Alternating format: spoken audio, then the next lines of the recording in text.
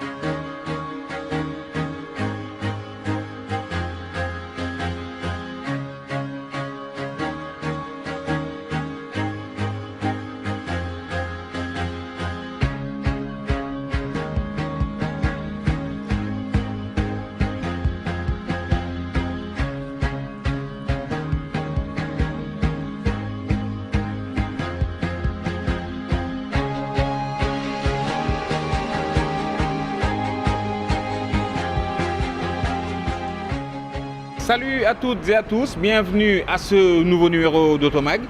Nous sommes chez CCBM Automobile pour ce nouveau partenariat avec Automag, bien entendu, pour vous permettre à vous, amis téléspectateurs, de découvrir la toute nouvelle gamme automobile donc de CCBM Automobile. Et on va commencer fort aujourd'hui avec le Haval H6 que vous voyez tout de suite et que Awandong, dont Awandong d'ailleurs m'a remis les clés à Awandong, que je remercie, qui est la responsable marketing de CCBM Automobile. Alors je vous le disais, le Haval c'est carrément le modèle phare de la marque Gradual, ou plutôt la gamme phare, parce que le Haval, qui est passé d'ailleurs de gamme à marque à part entière, se veut être le porte-étendard des SUV chinois. Mais attention, oubliez toutes les idées reçues et préconçues que vous aviez sur les véhicules chinois. Celui-ci, eh bien, il fait carrément le poids. Regardez, vous avez là la version City en entrée de gamme à partir de, tenez-vous bien, 12 500 pour un SUV de ce gabarit, plus de 4,64 m si je me trompe. Et regardez, elle fait quand même véritablement le poids. L'autre belle surprise se trouve à l'intérieur, puisque c'est une entrée de gamme et pourtant elle bénéficie de série de la boîte automatique et d'un écran tactile. Que demander de plus avec un gabarit aussi logeable et un style véritablement moderne, hein, avec ces feux, moi je les adore, et ces rappels de LED anti-brouillard. Bref, vous avez vraiment la totale. Ce qui se fait de mieux en termes de SUV aujourd'hui est repris donc ici sur ce Haval H6. Ce sera le véhicule vedette de ce 182e numéro d'Automag. Il n'y aura pas que ça, puisque au lendemain justement du 8 mars, hein, tout ce mois de mars est carrément dédié aux femmes, hein. On vous adore et justement Automag vous proposera aujourd'hui une rubrique zapping carrément femmes, 100% femmes. Vous allez voir, ça va être du délire carrément avec nos chères dames. Encore une fois, bonne fête à toutes les femmes d'ici et d'ailleurs. Le Haval H6, vous le verrez en long et en large. Il n'y aura pas que ça, puisque nous ferons un tour aussi au niveau du stade Léopold Sédar Senghor pour vous faire découvrir la troisième journée du championnat de karting, avant bien entendu d'aller en régie pour là aussi vous faire découvrir le meilleur de l'actualité automobile internationale, car en ce moment, eh bien, à Genève, le salon de Genève 2019 est en train de battre son plein avec des nouveautés en première mondiale pour la plupart. Vous aurez une petite brochette aujourd'hui dans Automag. Voilà, le décor de ce 182e numéro d'Automag est planté. Juste préciser qu'aujourd'hui, et c'est avec beaucoup de plaisir d'ailleurs que je suis habillé par la marque Tumi, hein, une marque 100% sénégalaise. Le numéro de téléphone et l'adresse défilent au bas de l'écran. Faites un tour sur leur plateforme, que ce soit sur Facebook, Instagram. Vous verrez, vous ne serez pas déçus. Ils font vraiment de très très belles tenues, encore plus belles que celle-ci. Des tenues décontractées, relax et surtout made in Sénégal. Chapeau donc à Morsec de la marque Tumi qui nous habille aujourd'hui pour ce numéro d'Automag. Je suis à la caméra avec Mas Ndiaye aujourd'hui qui nous accompagne. Ibrahima Yag est là à la réalisation et au montage de cette émission. Merci à Racine Khan, à Marie Guéguien et puis à tous ceux qui, de près ou de loin, nous aident à réaliser ce numéro d'Automag. Voilà, juste encore rappeler que nous sommes dans ce showroom donc, de CCBM Automobile, Automag 182. Attachez vos ceintures. Dans un instant, je vous fais découvrir la star de ce numéro d'Automag, la toute nouvelle Haval H6. Let's go!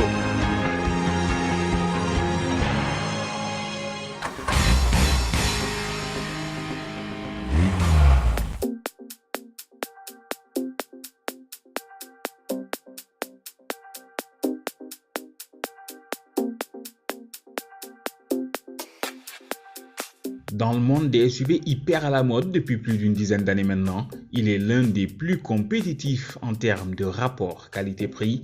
Lui, c'est le Haval H6, notre véhicule vedette du jour.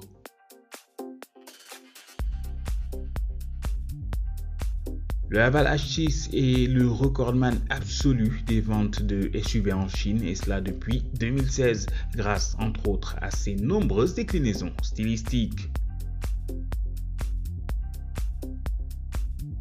Dans cette variante, il s'offre donc un important lifting, lui conférant dans sa globalité un style plus moderne que sur la version précédente. L'Haval H6 devient ainsi plus compact avec ses 4,64 m de long et plus baraqué avec 1,83 m de large pour une hauteur de 1,69 m, tandis que sous son capot se loge un bloc moteur 1,5 litre essence de 150 chevaux couplé à une transmission automatique séquentielle en position haute, largement suffisant pour tracter ce mastodonte qui se positionne juste entre le Haval H2, un petit peu plus petit, et le H9, beaucoup plus grand.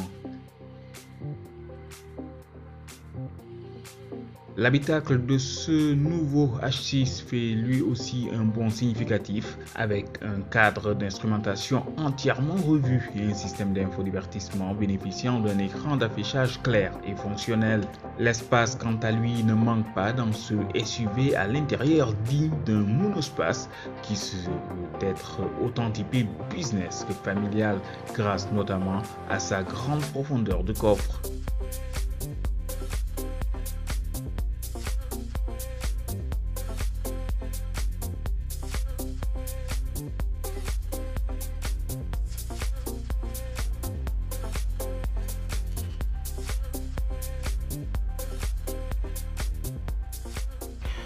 Alors, on est à bord de ce fameux Haval H6. C'est quand même une belle surprise. Hein? Mas, voici les clés. Mas Ndiaye qui est à la caméra aujourd'hui, Ibrahima Yag est derrière en train de tourner le making-of de cette émission. Revenons à notre vedette. Agréablement surpris. Déjà la clé avec le Start and Stop. C'est plutôt pas mal. Allumage automatique. Vous n'avez qu'à poser la clé que voici. Et le design de l'écran, vous voyez aussi qui vous accueille fièrement. Écran tactile quand même sur cette entrée de gamme. Alors l'avantage de cette voiture, c'est quand même sa boîte auto. C'est rare de voir un SUV d'entrée de gamme avec la boîte auto. Et pour le coup, CCBM a eu la bonne idée de nous amener ce Haval H6 dans son entrée de gamme 1, puisqu'il y a 3 déclinaisons. Ici, nous sommes sur la version City, mais il y a une version luxe et une version super luxe. Pour une entrée de gamme, avoir un écran tactile, c'est déjà pas mal. Avoir une boîte auto, c'est carrément le top. Et puis la clim aussi, multizone, ça le fait. Le volant, lui aussi, il s'intègre bien dans l'habitacle. J'aime bien les petits détails que vous voyez là. Ce sont des petites coutures rouges. Ça donne un cachet un peu plus sportif. Et puis, ça coordonne bien avec justement le rouge du Haval sur ce volant. Franchement, je trouve qu'ils font quand même de gros efforts chez Grotwell et particulièrement chez Haval. Haval qui est quand même, il faut le dire, désormais une marque à part entière. C'est carrément le segment SUV de Haval. Et je rappelle que ce Haval H6 est le SUV le plus vendu en Chine et cela depuis 2016. Donc ça prouve quand même que la qualité y est. On continue notre essai justement donc de ce Haval H6. Une voiture très familiale aussi, et puis j'aime bien aussi ces accoudoirs séparés. Là aussi ça donne une impression de grandeur à la voiture, puisque vous pouvez choisir de rabaisser le vôtre et de laisser l'autre à côté. Et n'empêche, il y a quand même voilà une boîte à gants, un masque. Je peux montrer là, voilà, assez profonde, regardez. Elle est profonde, hein. Tout se loge bien dedans. Vous pouvez cacher vos téléphones et tout ce que vous voulez, voilà, qui soit pas trop apparent de l'extérieur. Bref, une belle surprise. Que vaut le Haval sur la route? Ben, on va le savoir tout de suite, hein, en prenant la route justement. Nous sommes ici chez CCBM Automobile. Suivez-nous.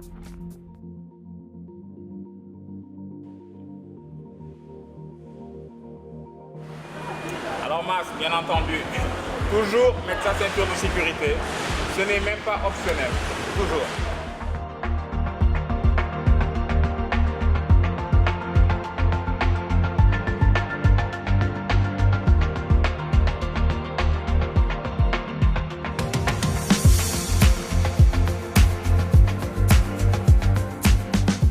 Sur la route, eh bien, la prise en main de cette auto est on ne peut plus simple. La boîte auto réagit instinctivement et les différents réglages d'assises et du volant permettent à tous les gabarits d'avoir cette agréable domination d'assises hautes qui caractérise tous les SUV, qu'ils soient 4x4 ou pas. À cet effet, notez que le H6 est un 4x2 et non une transmission intégrale, mais que sa hauteur de caisse peut sans danger lui autoriser quelques escapades hors bitume.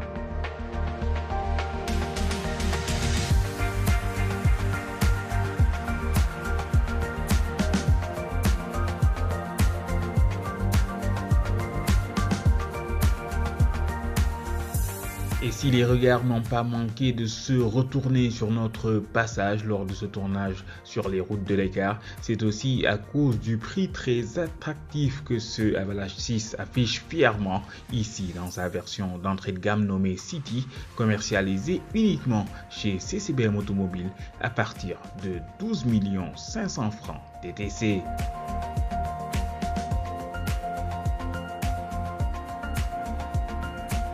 Si vous en avez marre des berlines et avez envie d'un vrai SUV chic, confortable et moderne, disposant de série d'une boîte automatique séquentielle ainsi que des systèmes de sécurité à la page tels que les multiples airbags, l'ABS pour le freinage et l'ESP pour le programme de stabilité électronique, alors n'attendez plus et réservez dès à présent votre essai en appelant au 33 849 65 49. Assurément, vous ne serez pas déçu du voyage en Haval H6, le SUV le plus vendu en Chine depuis 2016, et ce n'est pas pour rien.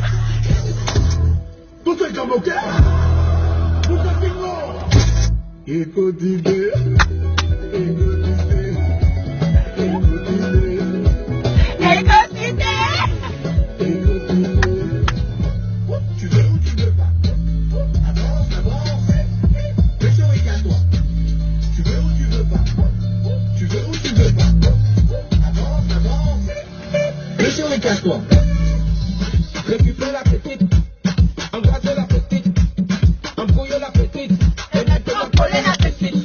Coller, coller, coller, coller, coller la petite. Coller, coller, coller, coller, coller la petite. Viens danser Badou Moubé, ton mari t'a donné couvert.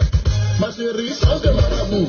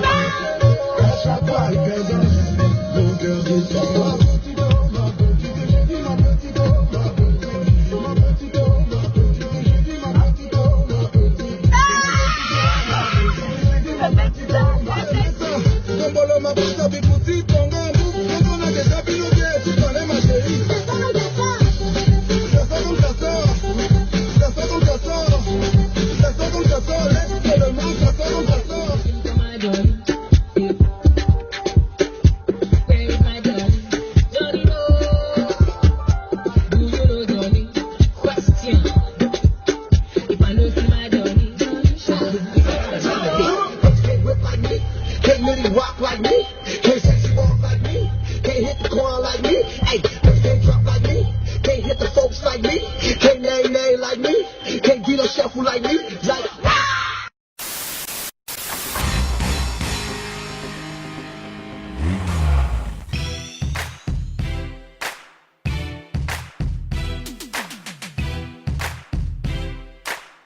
Et de 3 pour cette saison 2019 du championnat national de karting qui s'est déroulé le samedi 16 février sur ce circuit du stade Léopold Sédar Senghor. Cette année, la particularité des coureurs est qu'ils sont plus nombreux pour cause, car en plus de la catégorie Rotax qui ce jour-ci n'a enregistré que 5 pilotes au lieu des 6 inscrits, il y a désormais une autre catégorie, celle des Subaru, un petit peu moins puissante, qui elle s'est jouée avec 8 pilotes, avec pour tous des départs tonitruants.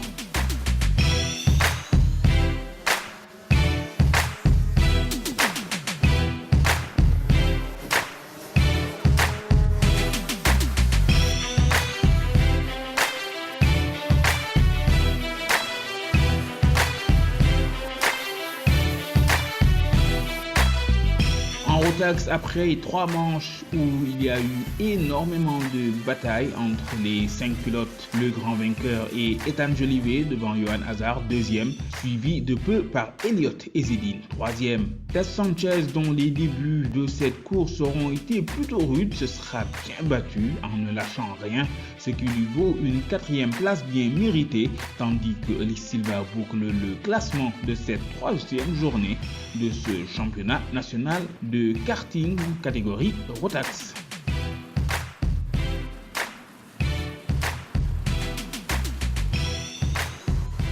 Dans la catégorie Subaru, où les 8 pilotes en étaient eux à leur 2e manche, le trio de tête est composé des pilotes numéro 7 Pathé J.R. Koundoul premier, devant numéro 16 Jérémy Sassine second, tandis que Samuel Bittard numéro 69 prend la 3e place. Précisons que pour clôturer en beauté cette 3e manche du championnat national de karting, du moins côté Rotax, il y a eu un trophée du Fair Play qui a été décerné à l'unanimité au pilote champion du Sénégal, Ethan Jolivet, dont la discipline et la rigueur sur le circuit est saluée de tous.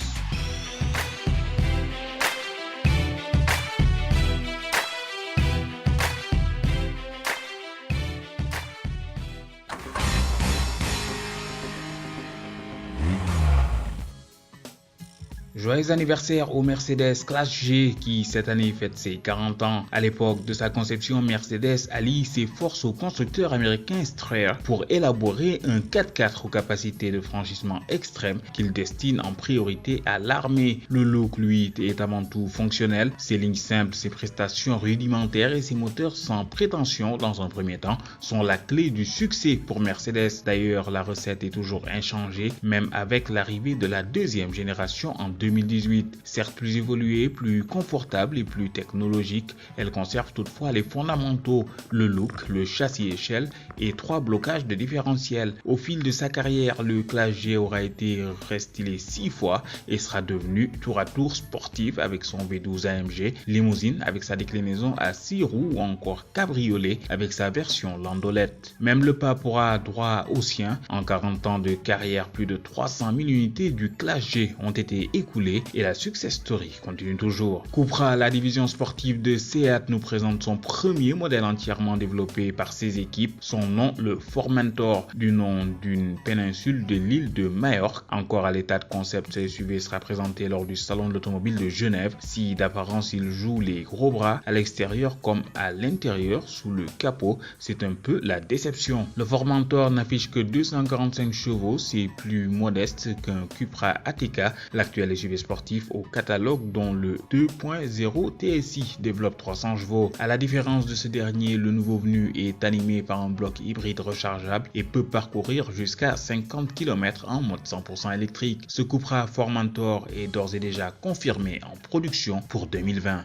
Duel de citadines françaises avec d'abord la 5e génération Clio qui fait sa petite révolution. Face à elle, la Lionne de Peugeot change plus radicalement. En effet, la 2e génération de la 208 grandit grandit de 7 cm et rattrape sa concurrente avec une longueur de 4,5 m. Pour accentuer son dynamisme, les designers l'ont abaissé de 3 cm. La largeur, elle, est inchangée, même si les hanches plus volumineuses à l'arrière font croire le contraire. La lunette arrière très inclinée et les montants légèrement creusés pour laisser apparaître le nom de la finition sont un clin d'œil à l'iconique 205. Le bandeau noir sur le haillon aussi, même si son traitement lisse et brillant fait davantage écho aux récentes productions de la marque comme la 508. D'ailleurs, d'autres points communs entre la berline et la citadine, les crocs lumineux, enfin les 3 griffes caractéristiques de la signature lumineuse arrière sont reprises dans les optiques avant. À présent, en montant à bord, le conducteur profite toujours d'un petit volant. Dès le 3e niveau de finition, les compteurs deviennent numériques et profitent d'un affichage 3D autorisant plusieurs niveaux de lecture. Au centre de la planche de bord, à 2 niveaux, trône le système multimédia dont l'écran peut atteindre jusqu'à 10 pouces. Si la dalle est tactile, Peugeot a également prévu des raccourcis sous la forme de touches piano, comme dans la 508. Chargeur à induction et prise USB-C sont aussi au programme. Personnalité renforcée, équipement plus high-tech, tout réussi à la 208, pas tout à fait.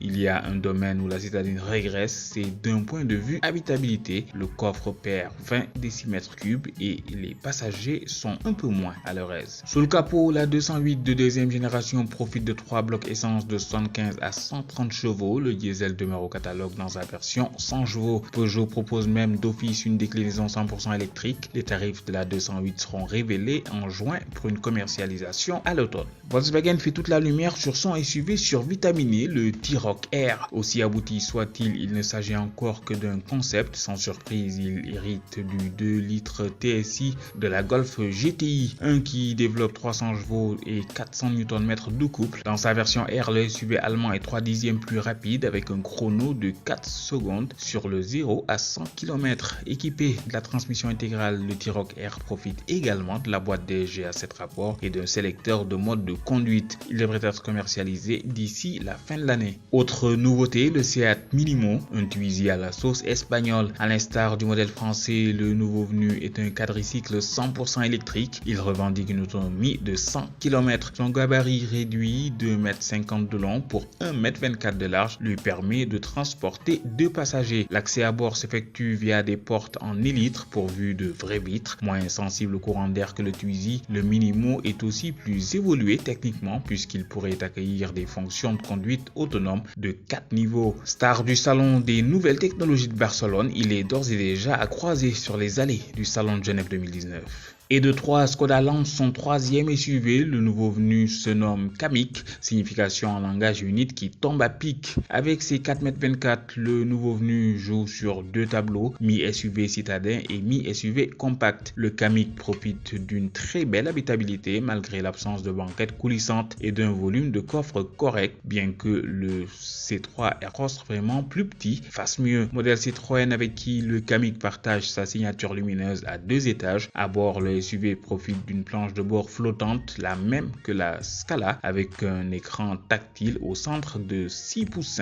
à près de 10 pouces. Comme sur la compacte, les compteurs numériques sont proposés en option au même titre que de nombreuses aides à la conduite, régulateur de vitesse adaptatif, détecteur de fatigue ou système de stationnement automatique. Le chargeur à induction et les prises USB-C sont de série. Fidèle à ses principes, Skoda agrémente le Kamiq de quelques équipements astucieux comme le parapluie dans la portière conducteur, les protèges portes à déploiement automatique, le gratte-givre dans la trappe à carburant ou le bouton réceptable pour remplir son liquide de lave-glace proprement. Sous le capot, Skoda offre le choix entre 3 essences et un diesel de 95 à 150 chevaux. Une version de 90 chevaux est aussi annoncée. Le Skoda Kamiq devrait rejoindre les concessions en septembre. Nouvelle Ferrari F8 Tributo. Derrière ce nom, la firme de Maranello rend hommage à une motorisation, le V8 3 litres 9 biturbo. D'ailleurs, Tributo est presque l'anagramme de biturbo. Qualifié d'œuvre d'art, il a été reconnu meilleur moteur des 20 dernières années. On salue autant la sonorité phénoménale que ses performances explosives. Dans la F8 Tributo, il reprend toutes les caractéristiques de la Radical 488 Pista présentée à Genève en 2018 et notamment sa puissance de 720 chevaux. C'est le V8 le plus performant jamais conçu par Ferrari et le premier à équiper un modèle non commercialisé comme une série spéciale. La F8 Tributo affiche des performances identiques au Pista Coupé et Spider avec un 0 à 100 expédié en 2 secondes 9 et un 0 à 200 avalé en moins de 8 secondes. De sa devancière, la 488, la berlinette ne conserve que les portières et le pavillon. Tout le reste est nouveau. Le travail aérodynamique est toujours très impressionnant. Les optiques plus compactes ont permis de créer de nouvelles prises d'air à l'avant pour optimiser le refroidissement des freins. À l'arrière, la lunette en polycarbonate rappelle celle de la F40 et on remarque aussi le retour des 4 feux abandonnés par la F430. Dans l'habitacle, la planche de bord a été redessinée avec des bûches d'aération rondes. Elle est agrémentée d'un nouveau volant et d'un écran tactile plus grand côté passager. La console centrale où se trouvent les commandes de la boîte robotisée à cet rapport évolue légèrement. La F8 Tributo est à découvrir sur le stand Ferrari du salon de Genève. Voici la nouvelle création de Polestar, la 2, son premier véhicule 100% électrique. À mi-chemin entre une berline 5 portes et un SUV, ce nouveau modèle entend rivaliser avec la Tesla Model 3. Équipé de 2 moteurs d'une puissance totale de 408 chevaux, la Polestar 2 affiche une autonomie de 500 km avec une batterie de 118 kWh intégrée dans le plancher. C'est une cinquantaine de kilomètres de moins que l'américaine qui est aussi plus rapide qu'elle sur l'exercice du 0 à 100 km/h. Côté tarif, Polestar joue dans la même cour. Le prix d'appel est fixé à 39 000 € en Allemagne, 59 500 pour l'édition de lancement contre 57 900 pour la Model 3 actuelle, toujours en Allemagne. Seulement, Polestar ne dédie pas la 2 à tous les marchés dans un premier temps. Chine, États-Unis, Belgique, Allemagne, Suède ou encore Angleterre seront les premiers servis début 2020. Les précommandes sont déjà ouvertes. À noter que Polestar 2 est l'un des premiers véhicules à profiter d'une interface d'infodivertissement entièrement gérée par le système d'exploitation Android. Pas de salon de Genève pour Jaguar, le constructeur britannique en profite pour mettre à jour sa XE âgée de 4 ans. Évolution subtile avec le bouclier redessiné, prise d'air et calandre agrandi. À l'arrière, sortie d'échappement désormais séparée. Les projecteurs full LED sont aussi de série. C'est finalement dans l'habitacle que les changements sont les plus visibles avec l'arrivée d'un écran 5 pouces dédié à la ventilation, d'un levier pour la boîte auto en lieu et place de la molette rotative ou encore d'un chargeur à induction. Le rétroviseur central, lui, affiche les images d'une caméra arrière. Sous le capot, Jaguar a fait le ménage, un diesel de 180 chevaux et 2 essences de 250 et 300 chevaux. Subsistent. Les finitions se limitent à 2 niveaux, mis à prix à partir de 43 450 €. Allez, bouclons en beauté ce très riche tour d'horizon de l'actu auto international avec Mercedes qui profite également du salon de Genève pour lancer la carrière de son GLE sportif, le 53 AMG. Il profite ici d'un 6 cylindres 3 litres biturbo de 435 chevaux pourvu d'une boîte auto à 9 rapports. Il abat 0 à 100 km/h en 5 secondes 3. C'est 4 dixièmes de mieux que le GLE 43 AMG qu'il remplace. Je vous laisse donc admirer cette nouvelle bombe badgée AMG.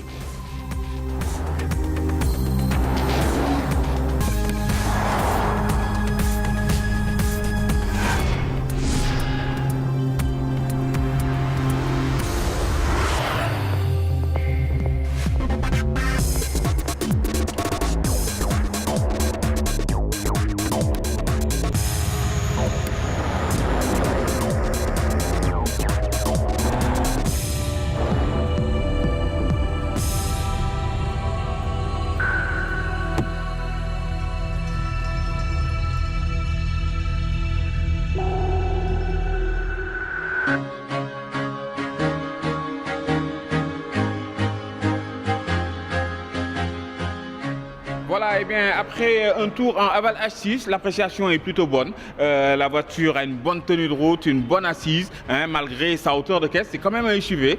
C'est pas forcément une voiture de sport, mais elle fait le job correctement, avec vraiment, encore une fois, beaucoup d'espace. C'est un 4-2. Je précise qu'il y a 3 variantes. Celle-ci, c'est la City, mais vous pouvez vous rapprocher, bien entendu, de CCBM Automobile pour découvrir la version luxe et la version hyper luxe. Donc, de ce Haval H6 que voici. Réservez votre essai, le numéro s'affiche là, fièrement, sur ce bolide. 849 65 49, c'est le numéro magique. Appelez et réservez votre essai, vous m'en direz des nouvelles.